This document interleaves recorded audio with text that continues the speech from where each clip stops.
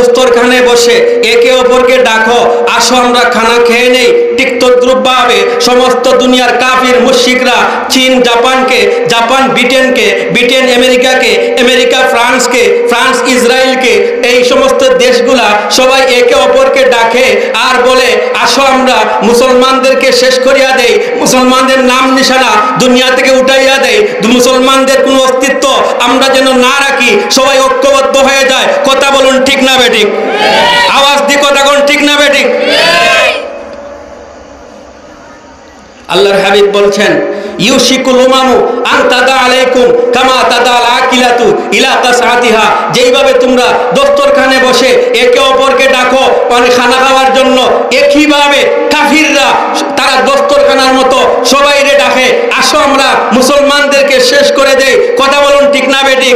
আজকে যে জাতিসংঘ রয়েছে এই জাতিসংঘ ইসলামের পক্ষে কিছু বলে না। আজকে যে জাতিসংঘ রয়েছে এই জাতিসংঘ মুসলমানের পক্ষে কিছু বলে না। আজকে যে জাতিসংঘ রয়েছে এই জাতিসংঘ মুসলমানদের নিয়ে কোনো টেনশন নাই, কিন্তু যদি ইসরায়েলকে কিছু করা হয়, কোন দেশকে কিছু করা হয়, জাতিসংঘ সঙ্গে সঙ্গে বসে যায়। কথা বলুন ঠিক না বেঠিক? ইউশিকুল উমামু, জাতিসংঘের আরবি হচ্ছে আল উমামুল মুত্তাহিদা। এই উমাম শব্দটা নবীজি হাদিসের মধ্যে হুবহু ব্যবহার করেছে।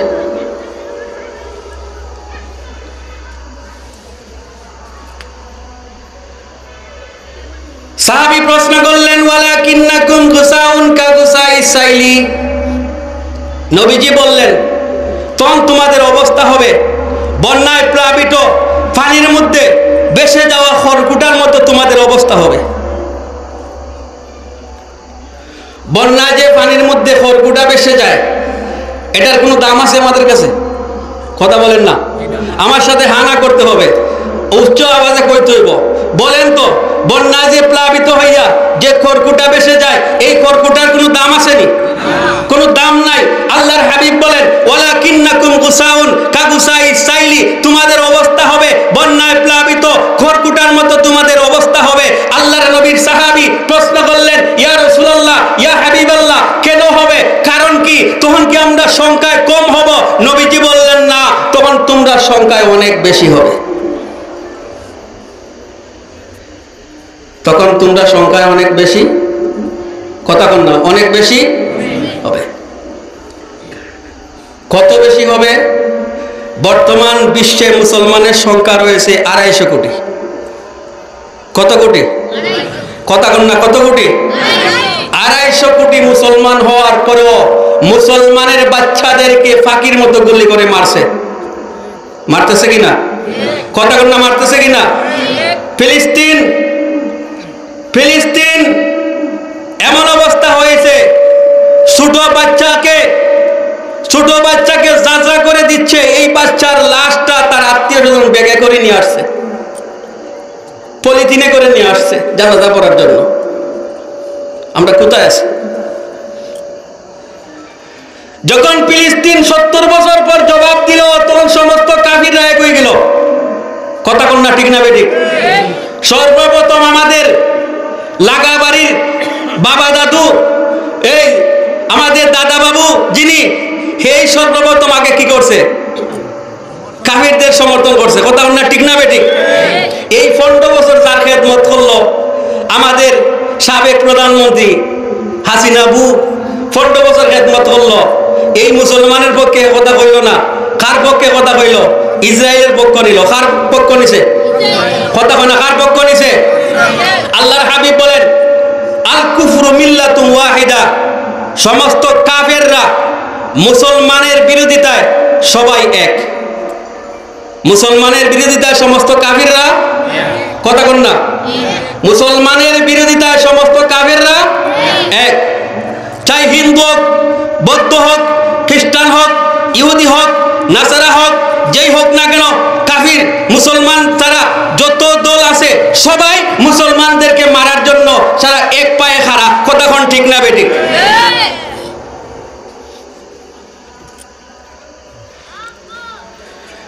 নবীজির জমানায় অল্প সাহাবীরা ছিলেন। অল্প সাহাবীদের ইমানের তেজে মক্কার কাফেররা থরথরায় কাঁপছে, কাঁপে নাই? কথা বলে কাঁপছে না? 313 জন, 313 জনের ভয়ে মক্কা থরথরায় কাঁপছিল কিনা? কথা বলে কাঁপছিল নি? ইমানি পাওয়ার ছিল। কি ছিল? ইমানি পাওয়ার ছিল। এই হাদিসের মধ্যে আল্লাহর নবী বলেন, ওয়ালাকিন্নাকুম গুসাউন কাগুসাই সাইলি, তোমাদের অবস্থা হবে বন্যায় প্লাবিত খড়কুটার মতো। প্রশ্ন করলেন সাহাবী, রাসূল গো, তখন কি আমরা সংখ্যায় কম হব? আল্লাহর নবী বললেন, না, তখন তোমরা সংখ্যায় অনেক বেশি হবে। সাহাবী আবার প্রশ্ন করলেন, তাহলে কেন আমাদের এই অবস্থাটা হবে? নবীজি বললেন, তোমাদের ভিতরে ওয়াহান ঢুকিয়ে দেওয়া হবে। কি ঢুকিয়ে দেওয়া হবে? ওয়াহান। কালু আমাল ওয়াহান। সাহাবায়ে কেরাম প্রশ্ন করলেন, নবীকে ওয়াহান কি জিনিস? নবীজি আবার ওয়াহানের ব্যাখ্যা দিলেন, হুব্বুদ দুনিয়া ওয়া কারাহিয়াতুল মউত। ওয়াহান হচ্ছে দুনিয়ার মহব্বত আর মৃত্যুর প্রতি অনীহা। দুনিয়াকে মহব্বত করবে, মৃত্যুর প্রতি অনীহা আসবে। এই দুইটা গুণ যখন মুসলমানের ভিতরে ঢুকে যাবে, তখন মুসলমানদেরকে কাফিররা সব সময় মারবো। কথা বল ঠিক না বেঠিক? আওয়াজ দিয়ে কথা বল ঠিক না বেঠিক? হুব্বুদ দুনিয়া ওয়া কারাহিয়াতুল মউত, দুনিয়ার ভালোবাসা আর মৃত্যুর প্রতি যখন তোমাদের অনীহা চলে আসবে, তখন দুনিয়ার কাফেররা তোমাদেরকে অত্যাচার করবে, তোমাদেরকে মারবে।